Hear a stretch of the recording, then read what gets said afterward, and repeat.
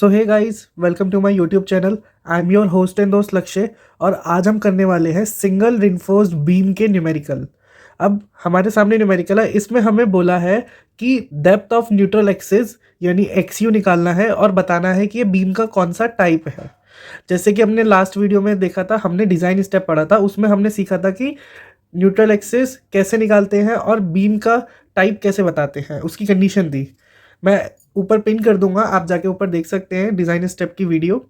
तो अब जैसे कि यहाँ पे क्वेश्चन दे रखा है, a singly reinforced rectangular beam of width 250 mm and 450 mm effective depth is reinforced with 4 bar of 20 mm dia.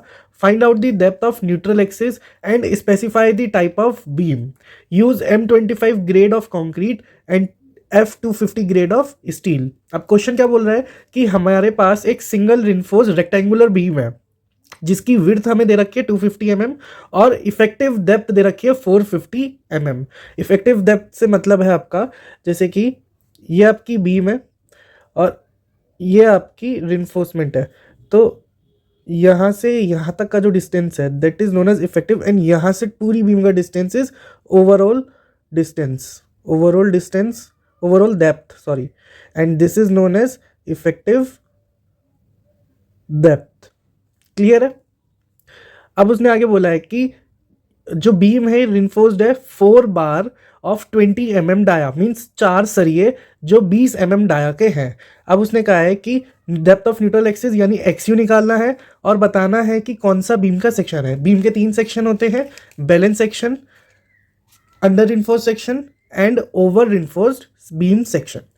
अब हमें बताना है तीनों में से कौन सा है। नेक्स्ट उसने कहा है कि कंक्रीट के लिए जो ग्रेड है वो M25 है और स्टील के लिए जो ग्रेड है वो 250 है। तो सबसे पहले हम क्वेश्चन में गिवन लिख लेंगे। तो गिवन में सबसे पहले हमें विड्थ दे रखी है यानी बी दे रखा है, जैसे हमने डिजाइन स्टेप में गिवन बताया था वैसे हम इसमें गिवन लिख लेंगे सबसे पहले।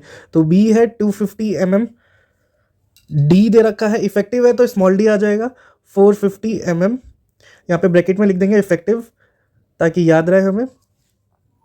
नेक्स्ट एफ सी के दे रखा है उसने 25 न्यूटन पर mm स्क्वायर। एफ सी के होता है हमारा ग्रेड का करेक्टरिस्टिक स्ट्रेंथ, तो ये जितना हमारा एम होता है उतना ही हमारा न्यूटन पर mm स्क्वायर में ये हो जाता है। अब एफ वाई दे रखा है 250, तो ये हो जाएगा 250 न्यूटन पर mm स्क्वायर। अब एफ वाई, अब हमारे पास एफ वाई तक आ गया। अब हम निकालेंगे एरिया ए एस टी। अब ए एस टी निकलता है number of bar multiply pi by 4 into D का स्क्वायर। तो नंबर ऑफ बार कितने हैं हमारे पास, 4 बार हैं, मल्टीप्लाई पाई बाय 4 मल्टीप्लाई, अब डी क्या है, डी है हमारा जो हमारे बार हैं उसका डाया कितना है 20 का स्क्वायर। तो ए एस टी हमारे पास कितना आ जाएगा कैलकुलेट करके 1256.64 mm स्क्वायर। तो ये आ गया हमारा ए एस टी।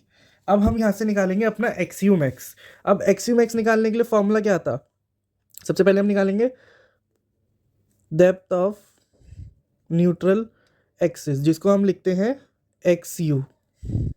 एक्सयू निकालने का फॉर्मूला क्या है 0.87 F Y A S T divided by 0.36 F C K multiply by B. Clear है गाइस। अब हमारे पास एफ वाई की वैल्यू है, ए एस टी की वैल्यू है, एफ सी के की वैल्यू है और बी की वैल्यू है, तो सारी वैल्यू इसमें पुट कर देंगे और एक्सयू मैक्स निकल जाएगा। तो x u is equals to 0.87 multiply f y है 250 मल्टीप्लाई ए एस टी है 1256.64 divided by 0.36 multiply f C k है हमारा 25 मल्टीप्लाई बी है हमारा 250। तो यहाँ से हम एक्सयू निकाल लेंगे। तो एक्सयू हमारा आ जाएगा 121.51 mm। क्लियर है गाइज। अब एक्सयू निकल गया हमारा। एक्सयू निकालने के बाद अब हम निकालेंगे एक्सयू मैक्स। एक्सयू मैक्स जो निकलता है वो आपका ग्रेड ऑफ स्टील के अकॉर्डिंग निकलता है। मैंने आपको जब डिज़ाइन स्टेप लिखवाया है, जब हमने डिज़ाइन स्टेप लिखा है, उस डिज़ाइन स्टेप में हमने एक्सयू मैक्स की एक टेबल बनाई थी और उस टेबल में एक्सयू मैक्स की वैल्यू लिखी हुई है according to grade of steel. तो अगर हमारे पास FE 250 होगा तो एक्सयू मैक्स का फॉर्मूला क्या हो जाएगा 0.53 मल्टीप्लाई बाय डी। तो 0.53 मल्टीप्लाई, यहाँ डी कौन सा आएगा, जो हमारी बीम की डेप्थ थी, यानी 450। तो अब जब हम इसको सॉल्व कर लेंगे तो हमारे पास आ जाएगा 238.5 mm। क्लियर है गाइस। अब हमारे पास एक्सयू और एक्सयू मैक्स दोनों आ गए। अब अगर हम अपना डिजाइन स्टेप देखें तो इसके बाद हमें करना होता है एक्सयू और एक्सयू मैक्स को कंपेयर, ताकि हम बीम का सेक्शन बता सके कि कौन सा सेक्शन है। तो अब हम कंपेयर कर लेंगे। तो कंपेयर करके एक्सयू हमारा छोटा है और एक्सयू मैक्स बड़ा है, तो एक्सयू मैक्स आ जाएगा। तो